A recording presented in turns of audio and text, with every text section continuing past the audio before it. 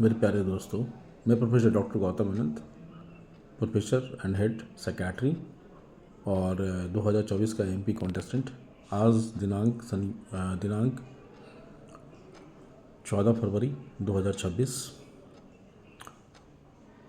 आज हम 4 labour code के बारे में बात करने जा रहे हैं, जिस पे आज बहुत तेज़ी से ये देखा जा रहा है कि कम्युनिस्ट पार्टी और अन्य सहयोगी पार्टी देशव्यापी हड़ताल कर रहे हैं और इन्होंने 12 फरवरी को देशव्यापी हड़ताल रखा था। मैंने जंतर मंतर पर देखा कि जो मुद्दे इन लोगों ने उठा रखा है वो मुद्दे सिर्फ एक राजनीति का मुद्दा है।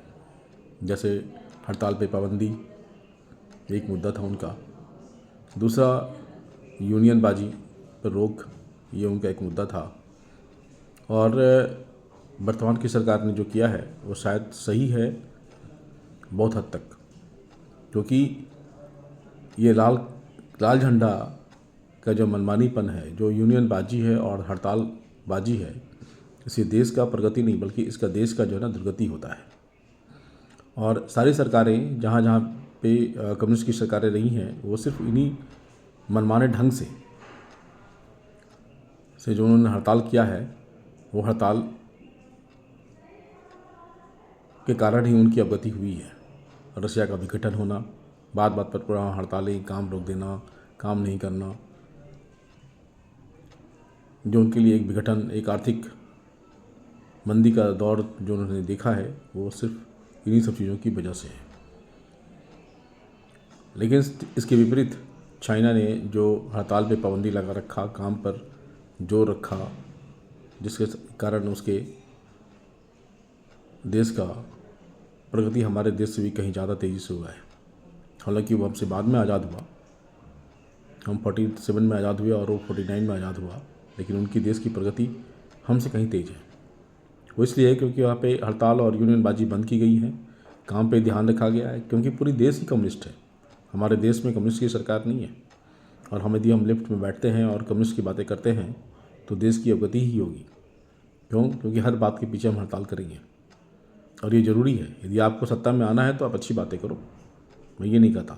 मैं खुद मार्क्स को फॉलो करने वाला एक व्यक्ति हूँ, कार्ल मार्क्स की चीज़ों पर चलता हूँ। मैं जो डॉस सिस्टम्स हैं उसके अगेंस्ट में काम करता हूँ और मैं उसका विरोध भी करता रहता हूँ। तो जो 4 कोड बने हुए हैं, इसके जो 2 चीज़ें हैं जो अहम पहलू हैं, जिसमें इसने अनऑर्गेनाइज सेक्टर्स के बारे में जो बात करनी है, जैसे रेलवे पीढ़ी वाले, ऑटो वाले, है ना, ऐसे व्यक्तियों को ईपीएफ में नहीं रखा गया है, जबकि इनके लिए भी ईपीएफ की एक समुचित व्यवस्था होनी चाहिए और एक समुचित संकाय होना चाहिए।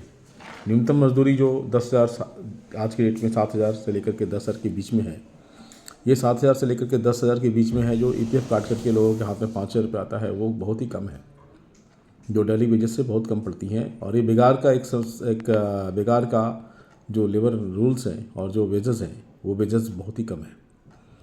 बिगाड़ का मतलब एक आंशिक होता है, इसका लोगों ने तोड़ मोड़ कर फ़ायदा लिया है। जो 1 घंटे के लिए काम करते हैं, 2 घंटे के लिए काम करते हैं, उनके लिए बेकार होता है। बल्कि ये फिर ऐसे काम के लिए होता है जो जो श्रम रहित, श्रम युक्त एक कार्य प्रणाली है। जैसे घास काटना, है ना, सफाई के थोड़े थोड़े क्यारियाँ, थोड़ी थोड़ी बागवानी करना, इस तरह के काम दिन भर लगे रहते हैं, धीरे धीरे होता रहता है। ये बेकार का काम होते हैं और इनकी मजदूरी भी उसी हिसाब से तय की जाती है। वो एक तरह से शारीरिक दुर्बल लोगों को दी जाती है। तो बहुत सारी चीज़ों की विवेचनाएँ हमारे नियम कानून में होनी चाहिए, और ये विवेचनाएँ नहीं होने की वजह से ही विस्तृत जानकारी लोगों के अंदर नहीं होनी चाहिए, इसकी समीक्षा होनी चाहिए। हालांकि 4 लेबर कोड जो बना है वो काफ़ी अच्छा है, और जो 40 जो नियमों को बना करके एक नियम बनाया गया है, यह भी नियम अच्छा है।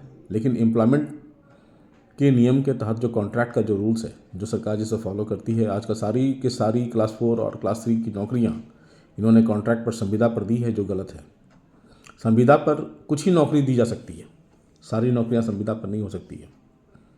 संविदा पर नौकरियां वहीं दी जाती है जहां जो इंस्टीट्यूशन और जो विभाग, संकाय बंद होने वाली होती है, एक कार्य अवधि के बाद वो कार्य करना बंद कर देती है, ऐसे जगहों पे संविदा पे नौकरी होती है। क्योंकि आगे नहीं जानता कि कोई भी आदमी ये नहीं जानता कि ये जो डायनेमिक वर्ल्ड में वो चीज़ें रहीं या नहीं रहेंगी।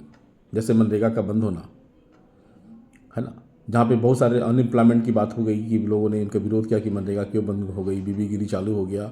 क्योंकि मनरेगा बंद करने का पीछे भी एक रीज़न है, क्योंकि भैया ना जो जो लोगों ने ये समझ रखा था कि मनरेगा पूरी जीवन पर्यंत चलनी चाहिए, वो जीवन पर्यंत मनरेगा जो है चलेगी, और उसमें कार्यरत लोग जो है जो काम कर रहे थे वो कार्यरत लोग जीवन पर्यंत काम करेंगे, ऐसा तो संभव नहीं है। क्योंकि एक प्रोजेक्ट बेस्ड थी, डेवलपमेंट की एक सीमा होती है, गाँव की एक डेवलपमेंट की सीमा होती है। और जब वहाँ पे जमाखोरी हो जाए, सूदखोरी हो जाए और उसमें रिश्वतखोरी हो जाए, काम नहीं हो और छलबा हो और फंड का ईटिंग हो, तो ऐसी चीज़ों को बंद कर देना ही चाहिए। हालांकि मनरेगा को कांग्रेस पार्टी ने चलाया, भारतीय जनता पार्टी भी 14 साल तक इसे चलाई, लेकिन आज भी गांव में विकास तो हुआ, लेकिन जो विकास जो होना चाहिए था वो विकास नहीं हुआ, उसके कार्यफल नहीं मिले, क्योंकि इनकी समीक्षाएं सही नहीं होती। ऊपर से लेकर सभी लोग ये पैसे पहुंचाने का काम करने लगे, पैसे जमा करने के काम होने लगे। आज भी जो जो काम कागज़ों पर दी गई हैं वो कागज़ों पर एक बार सर्वे करें, एक स्वच्छ बॉडी बना करके आप कार्य करिए, देखिए आपको मालूम होगा कि गांव का जो विकास होना था वो विकास हुआ नहीं है और जबरदस्ती पैसे बांटे गए। काम के बात करते हैं, अनएम्प्लॉयमेंट के बारे में बात करते हैं और उनको स्टाइपेंड देने की बात करते हैं, उनकी भत्ता देने की बात करते हैं। ये बातें जो है ना सरासर गलत होती हैं। आपने अपनी चीज़ों को कम करने के लिए काम के बदले आना जैसी संस्थान अपने ये कार्यक्रम चलाया। अब सिर्फ आप एक डायलूशन की टेक्निक यूज़ किया आपने, ताकि आपके अंदर जो है ना ये मुद्दाएं शांत रहे, बिहार बेरोजगारी के मुद्दाएं को शांत कर सकें आप, गरीबी को रेगुलर कंट्रोल करने के लिए किया। लेकिन नतीजा क्या निकला? नतीजा ये निकलता है कि सिर्फ इसमें बंदर बाट होती है। बाबुओं के घर भर जाते हैं, ऑफिसरों के घर भर जाते हैं। एक ऑफिसर जो मात्र 50,000 60,000 रुपये महीना कमाने वाला, उनके पास करोड़ करोड़ की संपत्ति कहाँ से आ जाती है। एक IAS ऑफिसर 50-60 हज़ार के काम करते थे, उनकी ठाट बाट तो देखिए।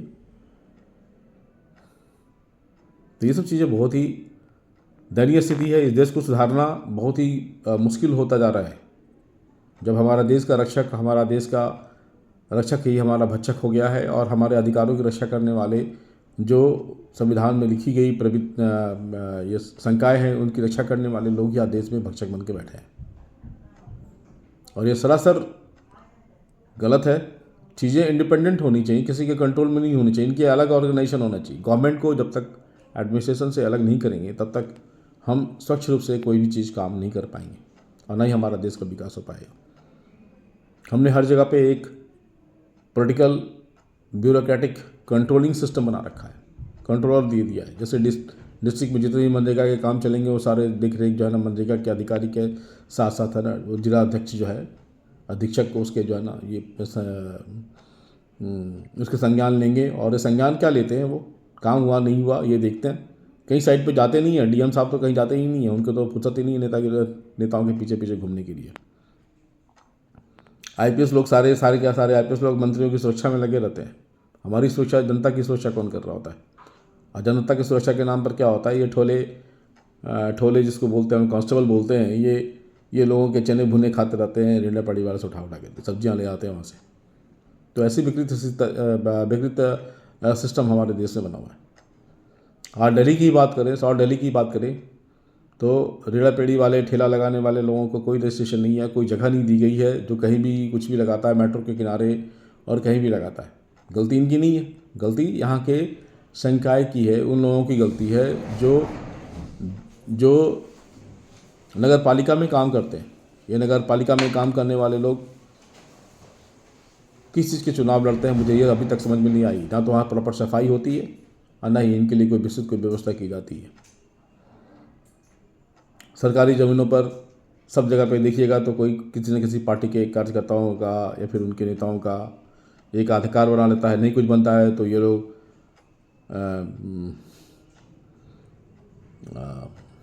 स्टैंड बना लेते हैं, पड़ाव बना लेते हैं।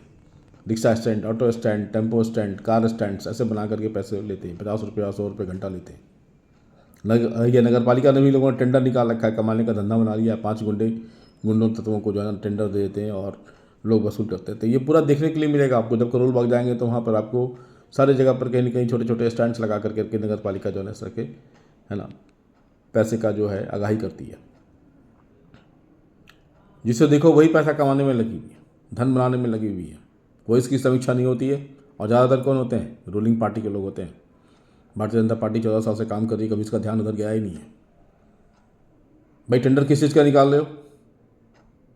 मुझे तो ये बात समझ में नहीं आती। किसी का टेंडर निकाल रहे हो, पड़ाव का टेंडर निकालो। जो सरकारी ज़मीन पर किसने कब्जा कर रखा है उसको देखो, क्यों नहीं खाली करवा रहे? आपके मंत्रीगण वहाँ पर चल के ये कब्जा बना रखा है, क्यों नहीं खाली करवा रहे?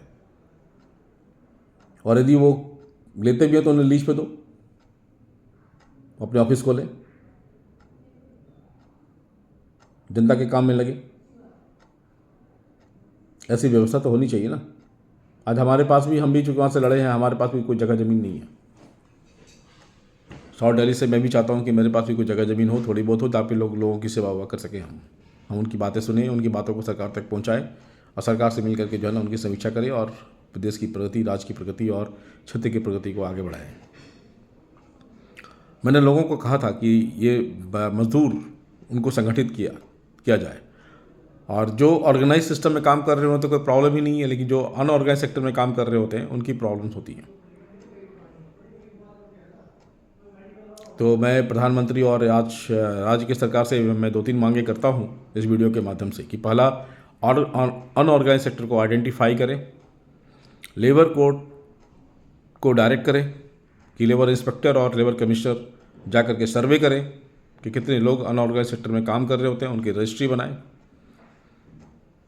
उन्हें रजिस्ट्री बनाने के बाद रेलवे पट्टी और टेम्पो वाले को आइडेंटिफाई कर करके उनके रोज़ की कमाई का कम से कम 10% आप ईपीएफ में जमा कराने की प्रावधान करें और उनकी पेंशन की व्यवस्था करें। साथ ही साथ उनका हेल्थ कार्ड भी बनाएं ताकि उनकी स्वास्थ्य और सोशल सिक्योरिटी दी जा सके। आपकी कोड 4 का ही बात मैं कर रहा हूँ। जो कोड 4 आपने बनाया उसे कैसे इंप्लीमेंट करें? आपने तो बना तो दिया, लेकिन इंप्लीमेंट कैसे करेंगे आप, ये मुझे बताइए। आपने 14 साल से 18 साल तक का की जो न्यूनतम आयु है उसको अपने 14 साल से बढ़ाकर 18 साल कर दिया। ये बहुत ही अच्छा काम किया आपने। बाल श्रम को उसको प्रोत्साहित नहीं करें, उसे स्कूल जाने के लिए प्रोत्साहित करें कि कम से कम एक लेवल तक जो है वो पढ़ाई कर सके।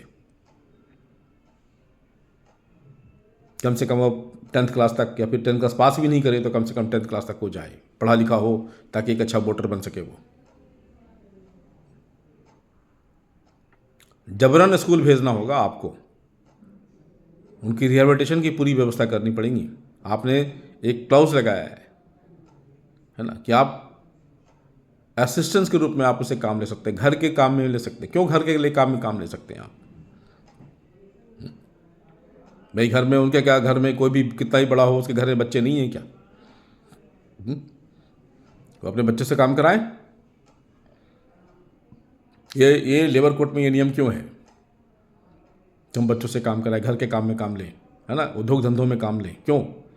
एक माता पिता भी यदि 9 से 5 बजे के ड्यूटी आवर में यदि वो रेड़ा पट्टी वाला है तो अपने बच्चों को अपनी गद्दी पर ना बैठाए, उससे वो काम ना कराए, व्यवसाय ना कराए, चाहे उसे घर का ही क्यों ना हो। ये प्रावधान होना चाहिए। और स्कूल 24 घंटे खुले रहने चाहिए। स्कूल की हालत को सुधारिए और इन बच्चों का बाल कल्याण के लिए पर्याप्त ध्यान दीजिए। मेरी सरकार से मेरी अनुरोध है, क्योंकि यही हमारे देश के भविष्य हैं। यदि ये पढ़े लिखे नहीं रहेंगे तो ऐसे ही अंगूठा छाप लोग नेता बनते रहेंगे और अंगूठा छाप लोग ही उनको वोट देते रहेंगे। दारू पी करके वोट देंगे, 500 रुपये लेकर के वोट देंगे। आपको इस बात पर ध्यान रखना होगा। छटनी के नियम को आपने करा है कि 100 से ज़्यादा यदि 300 तक रहेगा तो छटनी नहीं होगी, और 300 से कम रहेगी। जो पहले 100 का आपने स्टैंडर्ड बनाया था, अब उसमें 300 का कर दिया है। आपने उन सभी जो है ना इंडस्ट्रीज़ को खुली छूट दे दी है। जब मन करे तो आप रखिए, जब मन करे तो भगा दीजिए, निकाल दीजिए, बिना कोई बेवजह का, बिना कोई प्रूफ का। आपको प्रूफ करना होगा कि अल्कोहल पी करके यदि आप, चाहे 100 का हो चाहे 300 का हो, यदि नशा करते समय, कार्य करते समय नशा करते समय, तो कोई सुनवाई नहीं होनी चाहिए उसकी। आप तुरंत उसका जो है ना अल्कोहल टेस्ट कराइए, ब्रेथ अल्कोहल टेस्ट कराइए और तो उसको टर्मिनेशन की व्यवस्था कीजिए। ये बात लेबर कमिश्नर के पास होनी चाहिए, ये बात लेबर इंस्पेक्टर का होना चाहिए। मैनेजेबल नहीं होना चाहिए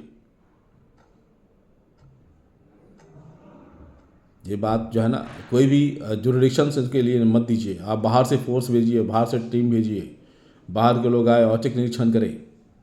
क्षेत्रीय लोग, ग्रामीण लोग इन सब चीज़ों में इन्वॉल्व होते हैं। इसीलिए तो हमारे देश में भाई भतीजावाद फलता फूलता है।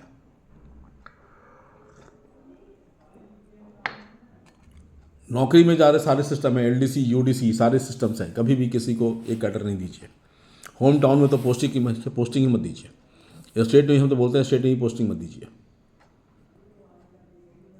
भारत गणराज्यों का देश है। जब तक हम उत्तर को दक्षिण में, दक्षिण को उत्तर में या पश्चिम में नहीं भेजेंगे, तब तक हमारे देश में एक जैसा संस्कृति और एक जैसा समाज स्थापित नहीं होगा, और न ही हमें उनके संस्कारों का एक अनुभव हो पाएगा, संस्कारों का साझा हो पाएगा। सारे संस्कार एक जैसे हैं, लेकिन संस्कार का साझा करना बहुत जरूरी है। तो इस तरह की जो सोच आप रखिए, और जो लेबर के जो ये छटनी का जो नियम है, छटनी के नियम को कठोर बनाइए। यदि आपने 300 बढ़ा दिया है तो 100 के अंदर भी छटनी हो, बेवजह छटनी नहीं हो, आप नहीं करें।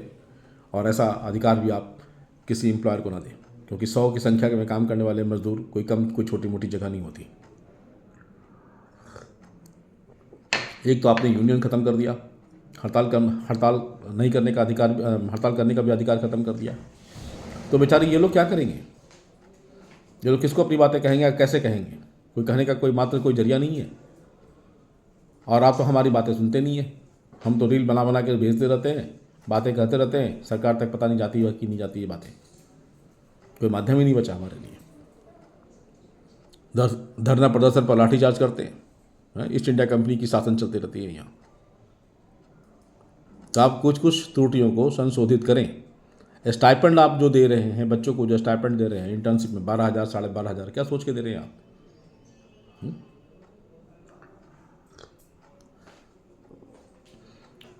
और यदि आप इंटर्नशिप अप्रेंटिसशिप में 12,500 या 12,500 दे रहे हैं, तो वहीं पर जो MD MS करने वाले लोग हैं, इनको आप 65,000 क्यों दे रहे हैं?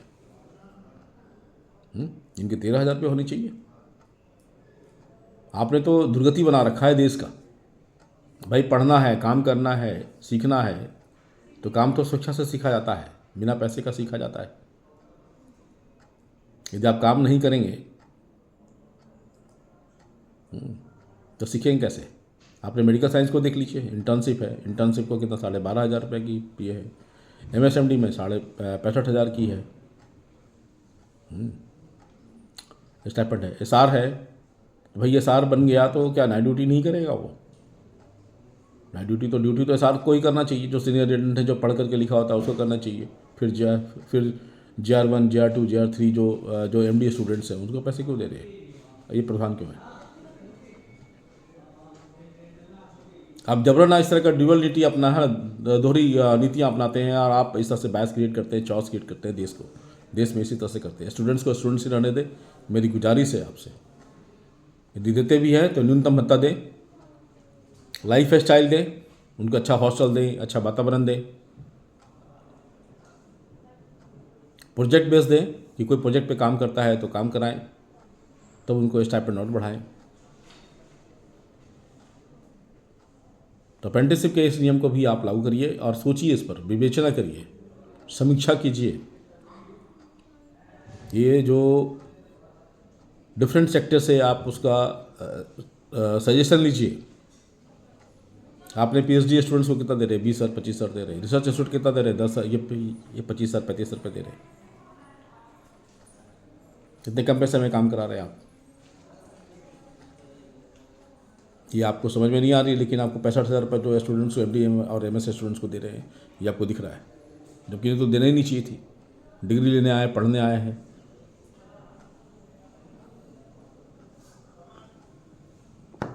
इसी के साथ मैं अपने बातों का समापन करता हूँ। चूँकि कहने के लिए तो बहुत कुछ है, जाते जाते मैं सरकार से गुजारिश करता हूँ कि जो 4 कोड बनाया है उस पर फिर से समीक्षा कीजिए।